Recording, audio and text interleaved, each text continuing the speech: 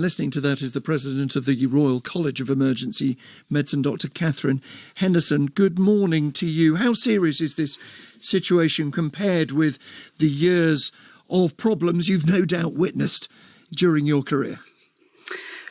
This is more serious than we've ever seen it. We've never broken the commitment to being able to get an ambulance to a patient in a timely way. It's part of the NHS constitution that we will get care to emergency patients without unnecessary delay. And this is the first time in my career, over 20 years as a consultant, where that has become a serious issue.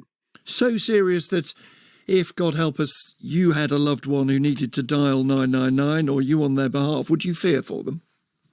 I would be worried whether it would be possible to get an ambulance to them in a timely way. I would be looking very carefully at what alternatives I had, but we shouldn't have to do that. Just let me interrupt and just check what you mean. When you say alternatives, you mean that people should now not rely on 999. In certain situations, they might, have to grab a taxi or drive people in themselves? Exactly. I mean, if it's, I think at the moment, we are seeing an increasing number of patients who are making their own way to hospital, which means that our walk-in queue is now no longer patients who've managed to walk in. They may be patients who should have come by ambulance. So that makes it more difficult for us to know who's in the queue, how serious those patients are.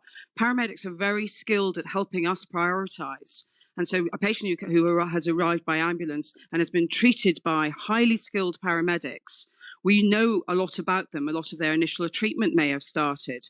And now we've got the problem that we will know that some patients are arriving by a different route, and we need to be very, very vigilant. But we've got big queues. We can't get flow out of our departments. The reason there is this problem, the underlying reason, is that emergency departments are absolutely packed. We're expecting to see performance data later on today. And if we look at the number of patients who are having long stays in the department, you'll see how much that has increased over the last year. So that's where the bottleneck is it? That once you're in accident emergency, if you get out of that ambulance, if it comes, the problem is there's not a bed for people to go to.